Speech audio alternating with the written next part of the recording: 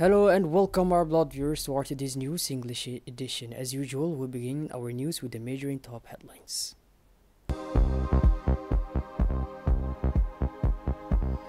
Official launch of Pink October at the Hussein Center.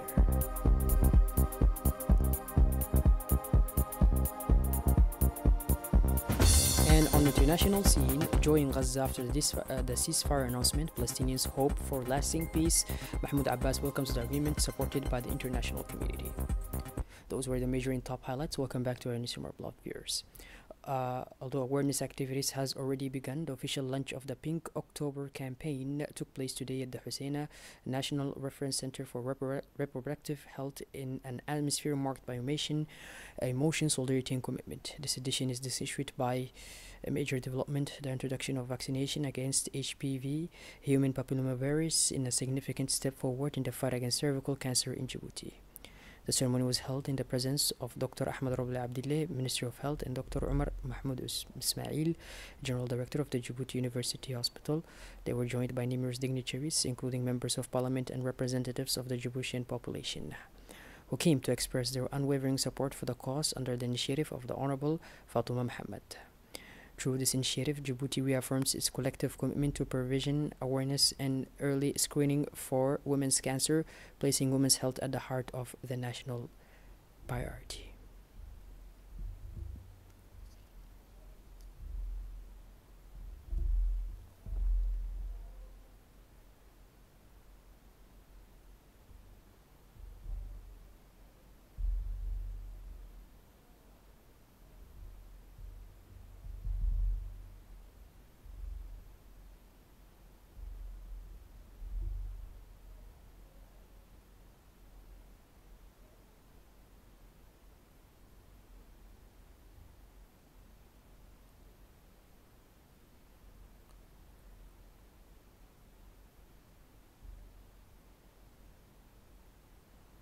The General Director of the University Hospital of Djibouti indicated that the hospital is fully mobilized to support the nationwide rollout of the HPV vaccination and to expand screening services. He said clinical teams, laboratory capacity, and outreach units would be deployed to ensure equitable access, prompt follow-up, and quality care for all women in need. For his part, Dr. Ahmed Roble Abdillah, Minister of Health, described the campaign as a decisive step in the fight against cervical cancer. He explained that by combining vaccination, early screening, and public education, the government aims to protect future generations and place women's health at the center of national priorities, and pledged that the ministry would allocate the resources necessary to ensure the program's sustainability. The Mariama Training Center, located northwest of the village of the Wi'a in the Arta region, at the junction of Road 1 and the Arta Beach Track, occupies a central place in the training system of the Djibouti Armed Forces. The Mariama Training Center, located northwest of the villages of Wi'a in the Artas region, at the junctions of the National Road 1 and the Arta Beach Track, occupies a central place in the training systems of the Djiboutian Armed Forces. A true national benchmark in military training, the site has for several decades been the setting for training, retraining, and operational preparation of troops prior to their deployment abroad, from the 1st Hill 1 Battalion, which deployed to Somalia in 2011, to Hill 13 Battalion, scheduled to depart in February 2026. Mariama has consistently served as a tactical and strategic springboard for Djiboutian contingent engaged in peacekeeping operations. The training ground consists of several firing ranges, allowing for the actual use of all weapons, as well as a vast maneuver area for practicing combat exercises for infantry and armored units. This exceptional configuration provides the armed forces with a realistic and comprehensive training environment, fostering cohesion, tactical mastery, and operational performance. Under the leadership of the Chief of the General Staff of the Armed Forces, General Zakaria Sheikh Ibrahim, the Mariama complex is currently undergoing a major modernization. The work, which began in February 2024, is being carried out with the support of the United States and under the supervision of the Directorate General of International Relations for the Djibouti Army. It aims to provide the FAD with a state-of-art training center capable of meeting the requirements of national and international military operations. It was in this context that the Chief of Staff visited the Mariama site yesterday to assess the progress of the work, welcomed with military honors. The general was surrounded by all the military stakeholders involved in the design. The inspection day began with a detailed map briefing delivered by Lieutenant Colonel Abdulaziz Ahmed Jama, the focal point for the project. Let's watch. The inspection day began with a detailed map presentation by Lieutenant Colonel Abdulaziz Ahmed Jama, the DGRI focal point for this project. This presentation provided an overview of the complex modernizations and highlighted the center's various functional areas, accommodations, training, simulation, and logistic zones. The Lieutenant Colonel has also highlighted the site's vocations to become a regional center of excellences for joint training designated according to international standards. The Mariama project is now reaching its final phase with a planned capacity of 1,000 personnel spread across the 3 separate sites. The center will offer a comprehensive and modern infrastructure, including a state-of-art shooting simulator, accommodation building for officers and troops, exclusive housing for VIPs and female army personnel, 10 classrooms, a library, a conference room, a 300-seat dining hall, and modern kitchens, a recreation room, a car garage, a mosque, as well as a water towers, ensuring the distributions of drinking and fresh water. Following the presentation, General Zakaria conducted a thorough technical tours of the various facilities, accommodation blocks, training areas, dining areas, and logistical support infrastructure. The inspections revealed significant progress in the work, which was completed on schedule. The Chief of the General Staff of the Armed Forces praised the quality of the work accomplished by the technical and military teams, emphasizing that this center represents a key milestone in the modernization of the operational capabilities of the Djiboutian Armed Forces. He also emphasized the importance of completing the project on time so that Mariama becomes fully operational before the deployment of the next battalion to Somalia. Before leaving the facility, General Zakaria Sheikh Ibrahim ensured that all necessary arrangement has been made to ensure the smooth execution of the project until its scheduled completion is at the end of September 2025. The Mariama Training Center, a symbol of the renewal of Djiboutian Armed Forces, will establish itself as a strategic tool serving national defense and the training of the Djiboutian military elite.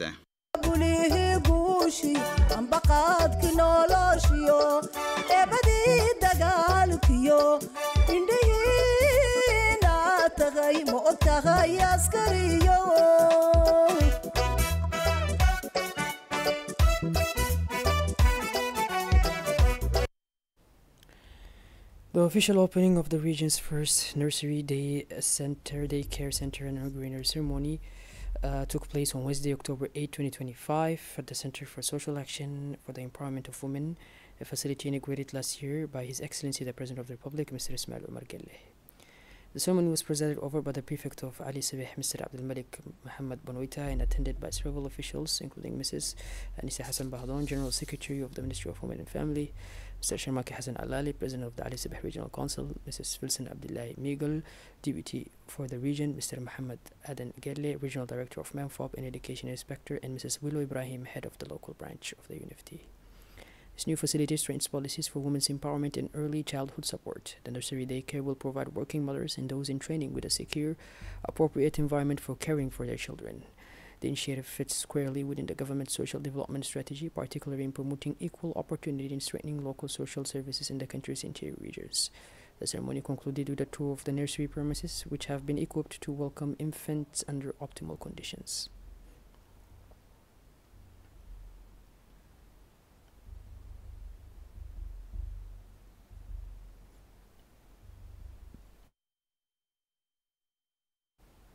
The Prefect of the Arta region, Mr. Hassan Dabel Ahmed, warmly received in his office the General Secretary of the National Union of Djiboutian Women, UNFD, Mrs. Fatuma Musa, accompanied by members of her delegation. This visit took place within the framework of the National Literacy Program, now in its eighth year of implementation. A coordination meeting was held in the Prefecture's meeting room, bringing together the main stakeholders involved in the program. The meeting was co-chaired by the Prefect of Arta, Mr. Hassan Dabel Ahmed, and the UNFD General Secretary, Mrs. Fatuma Musa. Also present were the president of the Arta Regional Council, Mr. Elmi Bouh, and Deputy Geographical Team from the Regional Directorate of MEPFOP, coordinated by the UNIFD in partnership with the Ministry of National Education and Vocational Training, the Ministry of Women and the Family, and the Ministry of Social Affairs and Solidarity, and with partial collaboration from the Ministry of Agriculture. The National Literacy Program aims to reduce illiteracy rates, promote the empowerment of women and girls, and support their socio-economic integration through education. On the occasion of the World Mental Health Day, observed annually on October 10th under the auspice of the World Health Organization, in the International Organization for Migration organized a significant ceremony at the Orientation and Assistance Center for Migrants in Obokh. The event was held in the Obokh region, brought together migrants, refugees, and local residents, highlighting the importance of inclusive mental health care for vulnerable communities. The ceremony opened with a series of addresses. Dr. Yusuf Musa Mohammed, head of the IOM sub-office in Obokh, spoke first, emphasizing IOM's commitment to providing psychosocial support to migrants and refugees facing migration-related challenges. Mr. David Homster, IOM Protection Officer in Djibouti, followed, outlining the specific mental health needs of displaced population in crisis contexts. Finally, Mr. Musa Migeni, Prefect of the Obokh region, closed the opening remarks by reaffirming local authorities' commitment to promoting equitable access to health and calling for strengthening collaboration with humanitarian partners. Aligned with this year's international theme, Access to Mental Health Services in Disasters and Emergencies, the ceremony highlighted the psychological impacts of humanitarian crises such as forced displacement and natural disasters.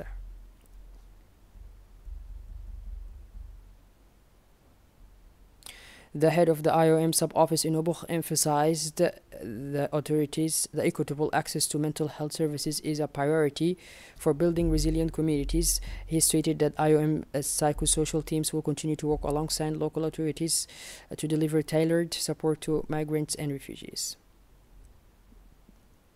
For his part, the Prefect Musa Migeni affirmed the local authorities' commitment to strengthening services and partnership mechanisms so that residents and displaced persons can access mental health care. He underscored that closer collaboration with humanitarian actors will be essential to meet needs in crisis contexts.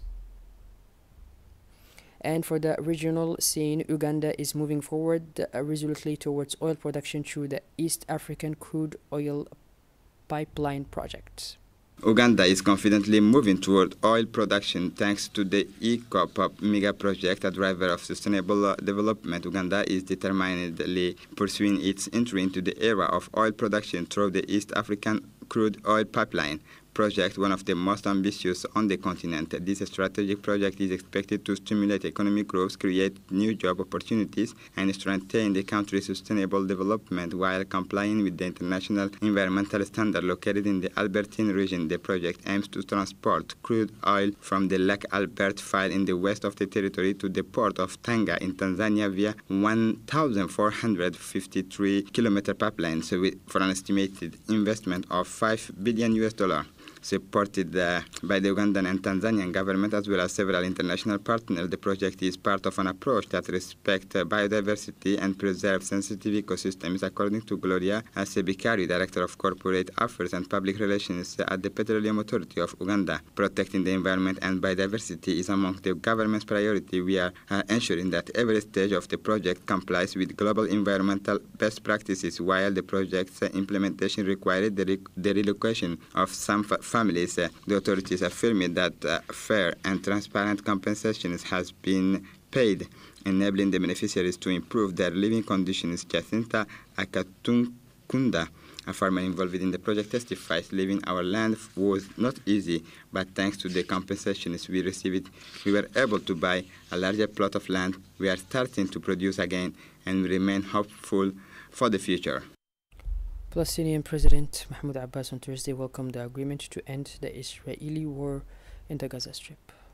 In Gaza, after the ceasefire announcement, Palestinians hope for lasting peace. Mahmoud Abbas welcomes the internationally supported agreement. Palestinians in Derbala, in the central Gaza Strip, woke up expressing their joy. Today, immense joy is spreading among all the Palestinian people, especially the residents of Gaza, because of our happiness over the truce, the ceasefire. We hope that God will preserve this joy, and God willing, May these ceasefires last forever. May the war not return, and may we live in security and peace, said Muhammad Wadi, a displaced person from Gaza City. Palestinian President Mahmoud Abbas on Thursday welcomed the agreement to end the Israeli war in the Gaza Strip, affirming that sovereignty over the territory belongs to the state of Palestine.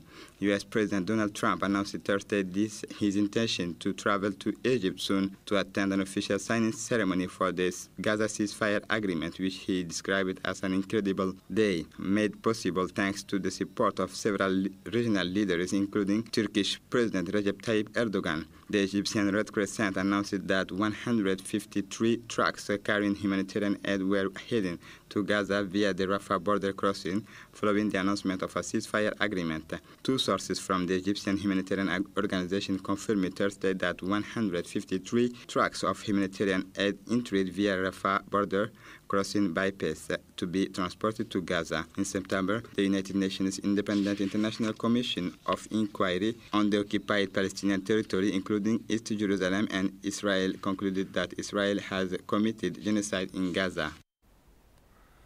Today, the northern Gaza Strip witnessed the large-scale return of thousands of displaced Palestinians in a deeply human scene. After months of suffering and exile, residents returned on foot or in rudimentary vehicles to their destroyed neighborhoods, driven by hope that life might resume after more than 2 years of bombardment and blockade. This return followed the announcement of a ceasefire agreement reached between Israel and the Islamic Resistance Movement Hamas in Sharm el-Sheikh, Egypt, which came into effect at noon local time. The agreement represents a decisive step, reopening internal civilian movement in the Strip and allowing Palestinians to travel to Gaza City and the Northern Territory via the Al-Rashid and Salahuddin roads. The United Nations Security Council held a session dedicated to strengthening cooperation with the African Union and to reviewing security dynamics across the African continent. The United and African Union strengthened their partnership for peace and stability in Africa. Meeting in New York, the United Nations Security Council held a meeting devoted to strengthening cooperation with the African Union and examining security dynamics on the African continent.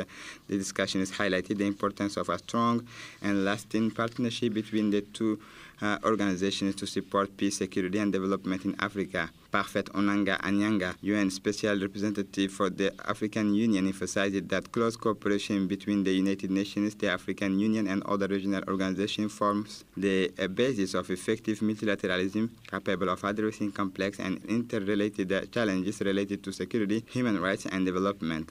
Martha Pobe, UN Assistant Secretary General for African Affairs, highlighted the need to strengthen state institutions and natural resources governance to consolidate stability. She also emphasized the importance of concerted actions to address climate change, food security, and the promotion of sustainable development. Speaking on behalf of the African Union, Egyptian Ambassador Mohamed Fathi Ahmed Idris reaffirmed the continent's commitment to continue cooperation with the UN to foster stability and prosperity. He emphasized the importance of regional solutions and joint initiatives to address security and humanitarian challenges. The UN representative welcomed the democratic progress made in several African countries, including Botswana, Ghana, Mauritius, and Malawi, where free and credible elections were held.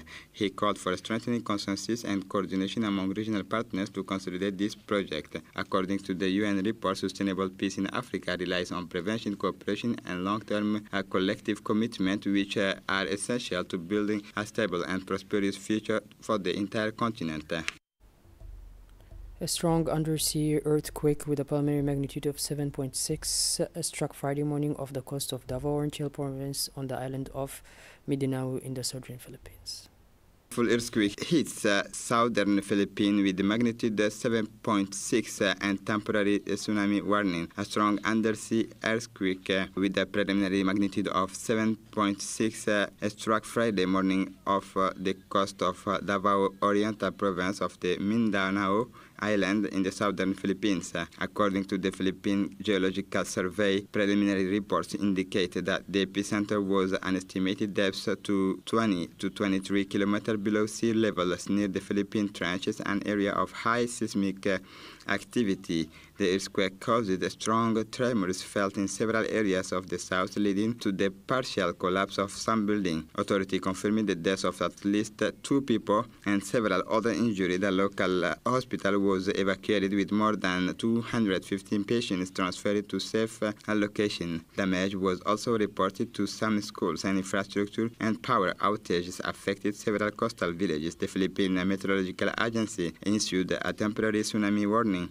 for 6 coastal provinces before later lifting it as no significant waves were detected. The Philippine government said it was closely monitoring the situation and that rescue and assistance teams were on standby to respond in case of an emergency, while aftershocks continued to be felt in the region.